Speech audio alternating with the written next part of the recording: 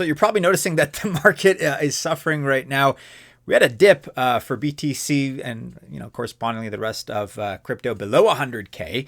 So that was absorbed. There's been some good news recently. It's back up as I record, but certainly things have been very volatile. Let's look at some examples here. Ethereum, which actually has started a nice comeback, it's down 11% on the week.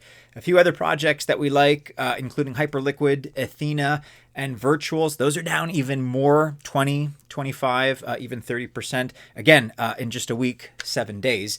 But, to zoom out a little bit and to provide a bit of a silver lining, institutions and whales and smart money, they're taking action right now. They're not selling. In fact, they're not even worried about these latest sell-offs. They're certainly not crying about things.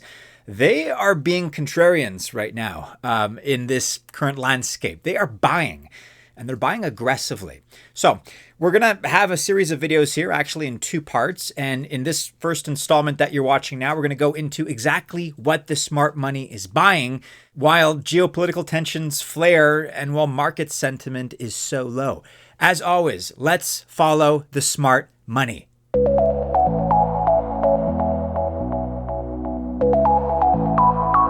Welcome to the channel. My name is Maddie and this is Altcoin Buzz. All the best of luck if you choose to invest. I genuinely wish you very, very well. Just remember, I am not a financial or investment advisor, and that just means that by extension, this video is not official financial or investment advice. All right, let's kick off with a bit of good news here, which is the fact that the market actually looks worse than it is in reality. It appears worse than it actually is. And I would say that's a function of the fact that things are kind of temporary, that volatility, that low market sentiment that I was talking about a moment ago. And so we'll begin with a discussion and an examination of Bitcoin. It is first on this list as far as whale accumulation, whale activity. And we have some good indicators here for the rest of the market by extension as well. But first, let's check out BTC. We have big Bitcoin wallets, so 10 BTC or more that are actually growing, while smaller ones of 0.001 up to 10 BTC, so that range, those are actually shrinking, which means that retail is getting frustrated. The smaller fish in the ocean are feeling the pinch, I suppose, panicking a little bit. But it also means, by contrast, that the smart money, like the real intelligent ultra IQ big money, they're buying and they're buying more. And of course, this represents massive bullish momentum as far as a signal for Bitcoin and by extension, the rest of the market. Metaplanet, for example, they're buying more BTC. Then we also have another publicly traded company, this one in France, which is setting up their very own Bitcoin treasury strategy as well. And of course, a company at this size and really a broad strategy at this level would suggest that they're not going to be buying small amounts of BTC, not with the $384 million that they're raising. And look, anytime we talk about these sort of BTC strategic reserves, MicroStrategy comes to mind. They're also very much in play right now, and they're part of the discussion. MicroStrategy are also buying to the tune of another $26 million just last week. Michael Saylor has had some very encouraging words lately about Bitcoin as well. And then also inflows to BTC just keep coming really regardless of the market uncertainty that we're all facing right now. Whale accumulation of Bitcoin continues. It's pretty constant, actually. On just one day last week, for example, we saw $388 million in new inflows. Again, that was in just one day for the Bitcoin ETFs. And then if you think about it, all of the 3,150 newly mined Bitcoin that we see emerge each week at a price of, let's call it about $100,000, that means there's $315 million worth of new Bitcoin each week at current prices as I record. So that's the context. But if you think about it and crunch some basic math here, the ETFs alone are buying 19,000 BTC in just these last 2 weeks. So there's at least 3 times the demand that exists right now for the weekly mined supply of BTC that's hitting the market. Exactly how much more evidence do we need to see in order to confirm that a supply shock for Bitcoin is coming? At the end of the day, you just look at the objective facts. Institutions are buying the biggest and the earliest, by the way, Bitcoin investors. They're buying more. Their wallets are growing. And very importantly, they are not selling just because the price drops 5% or 10% or whatever.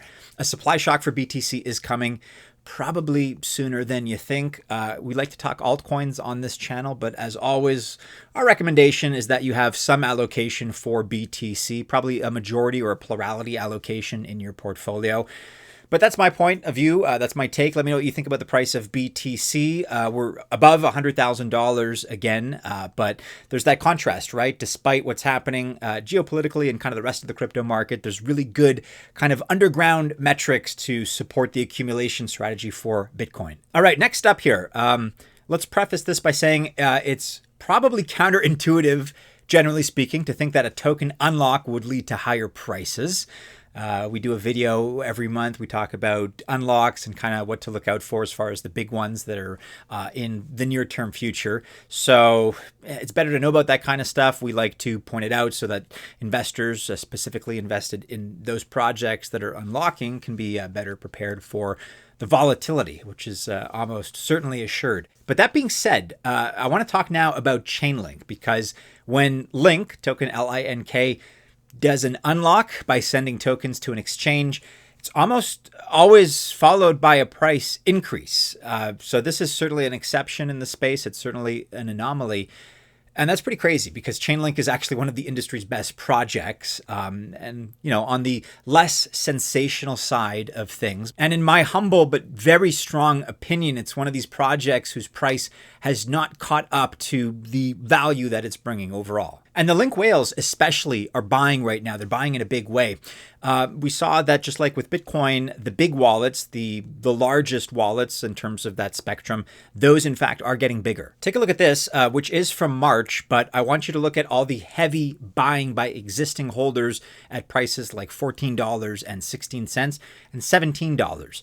Both of which are higher than today's price, as I record, of $13.33, even though we're up almost 11% on the day. The point here is that Link Marines, both whales and smaller holders, are pretty diamond-handed. They tend not to sell for every 2, 3, 4, 5% move. They're more the long-term holders. They tend to see the long-term potential that Chainlink has as an RWA, cross-chain, and CBDC stablecoin infrastructure leader. We tend to agree, and the numbers here are encouraging. Despite the volatility, people like this project for fundamental reasons. So do we. Last but not least here, with one whale at $5.5 million and a total of $310 million in June accumulation, Cardano and ADA definitely qualifies as a smart money buy right now. So big money came in during April as well. It's not a one-shot deal here. It's been pretty spread out temporally. In other words, the accumulation that we've been seeing and the smart money interest has been pretty consistent. It hasn't just been because of some piece of news, arbitrary event happening or whatever. The amounts are just too large to be anything other than smart money. And of course, the implication here is since so many holders stake their ADA, that it can be lots of small buyers contributing to this. But it's hard to think of small buyers coming up with $310 million in a month. That is a lot of money. So I would take that metric as further evidence that the market believes they're making the right moves here.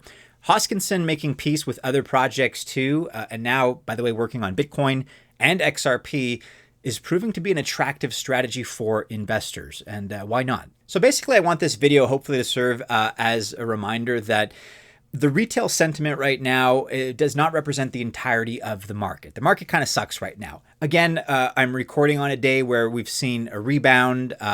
We're right off the heels, even though it's kind of disputed right now, we're right off the heels of the ceasefire news, which was positive, and now that's been violated, but at least we had some short-term positive news. The sentiment, though, overall, retail sentiment, I should say, is low. And, you know, faith has been tested, kind of like bear market style low, actually, these last few days, with the exception of this moment when I'm recording. But again, retail is not everything. Yes, retail is frustrated, but at that time, smart money concurrently is taking advantage and buying pretty aggressively right now. They know that things are going to get better. It's also a sign for you that you should know this as well. We always like to follow the smart money. You don't have to be a strategic fund investing hundreds of millions or billions of dollars, but you can certainly emulate those moves with whatever dry powder you may have. It doesn't have to be hundreds of millions of dollars. Anyways, that's my message. Follow the smart money, at least take it into consideration, and recognize the fact that they don't panic when things get dicey.